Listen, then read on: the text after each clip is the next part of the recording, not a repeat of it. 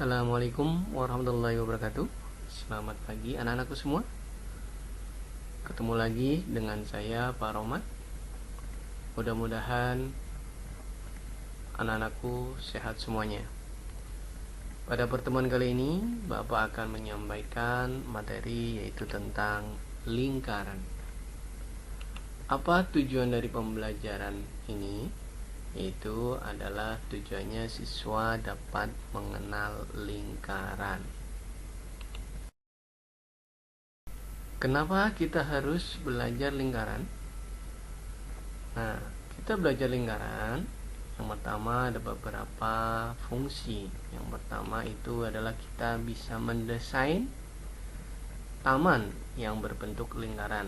Lihat di gambar, sungguh indah. Pemandangannya itu adalah konsep dari lingkaran. Selain itu juga kalian bisa mendesain roda mobil. Nah, mungkin ada anak-anak yang suka otomotif bisa mendesain roda mobil yang berbentuk lingkaran dengan baik. Untuk selanjutnya yaitu tentang unsur-unsur lingkaran. Yang pertama adalah diameter. Perhatikan gambarnya. Garis yang berwarna merah itu adalah diameter. Ya. Nah, mungkin kalian waktu SD sudah kenal tentang diameter lingkaran karena sudah pernah belajar tentang lingkaran. Yang kedua yaitu adalah jari-jari. Nah, perhatikan gambarnya. Jari-jari itu adalah garis merah, yaitu dari titik pusat lingkaran ke garis lingkaran. Nah, yang ketiga unsur lingkaran adalah busur. Perhatikan gambarnya. Busur yaitu adalah yang berwarna merah. Nah, di sini ada busur minor, ada busur mayor, dan ada busur setengah lingkaran. Nah, yang keempat yaitu adalah unsur lingkaran tentang tali busur. Ya, perhatikan gambarnya. Nah, tali busur itu pada garis merah. Apa bedanya tali busur sama busur? Kalau busur itu adalah garis pada lingkarannya, sedangkan tali busur itu adalah garis yang memotong lingkaran. Nah, itu bedanya. Unsur berikutnya yaitu adalah apotema. Apotema itu adalah garis tegak lurus dengan tali busur. Nah, itu yang berwarna merah ya. Itu disebut dengan apotema. Unsur lingkaran berikutnya adalah juring. Nah, di sini ada juring minor, ada juring mayor, ada juring setengah lingkaran. Juring itu adalah yang seperti potongan pizza. Nah, unsur berikutnya yang terakhir adalah tembereng. Perhatikan gambarnya. Nah, di sini ada tembereng minor, ada tembereng mayor, dan ada tembereng setengah lingkaran. Nah, tembereng itu yang apa, Pak? Tembereng itu adalah yang seperti busur.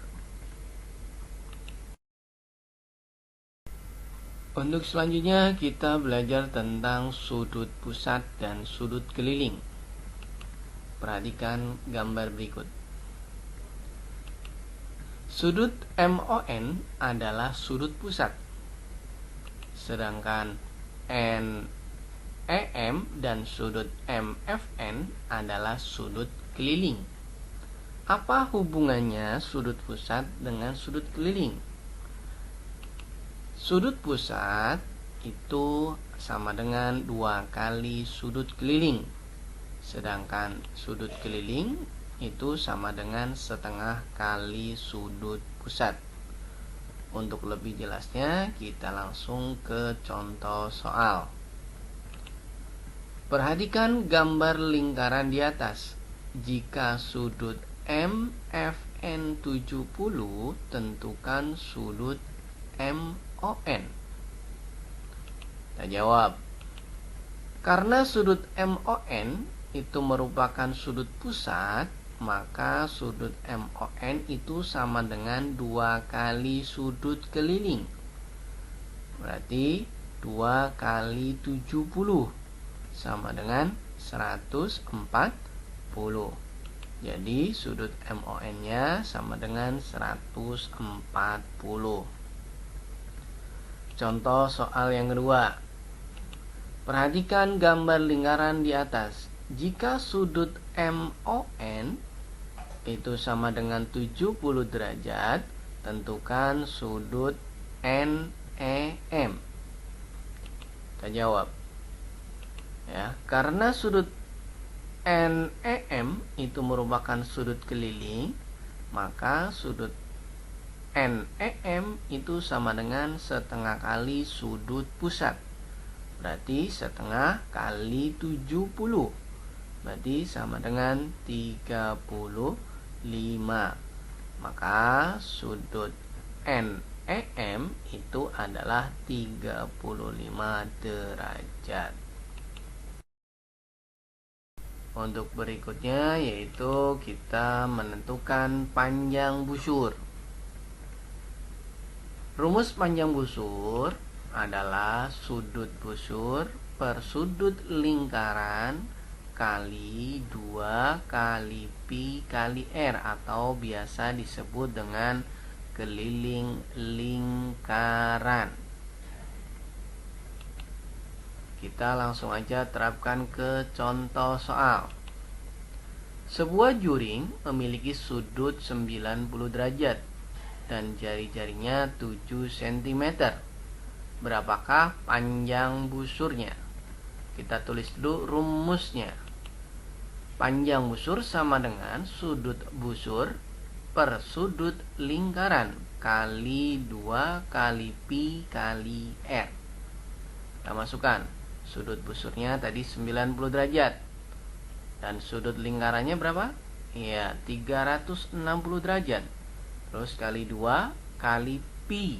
Pi-nya itu adalah 22 per 7 kali 7. Nah, untuk mempermudah kita coret saja 7-nya, ya. Nah, maka tinggal 1, tinggal 1. Nah, untuk lebih mempermudah lagi yaitu 90 dan 360-nya kita coret juga, artinya kita sederhanakan. Yaitu kita bagi 90. Maka menjadi 1/4 kali 2 kali 22.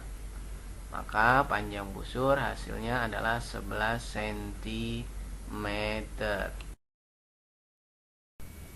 Selanjutnya yaitu menentukan luas juring. Rumus luas juring adalah sudut juring per sudut lingkaran kali pi kali R kali R, atau biasa kita kenal dengan rumus luas lingkaran. Untuk lebih jelasnya kita terapkan langsung ke contoh soal. Perhatikan gambar di bawah ini. Titik O adalah pusat lingkaran. Luas juring OAB adalah titik-titik. Langkah pertama kita tulis dulu rumusnya. Luas juring itu sama dengan sudut juring per sudut lingkaran kali pi kali R kali R. Sudut juringnya yaitu tadi adalah 135 derajat. Sedangkan sudut lingkarannya adalah 360 derajat.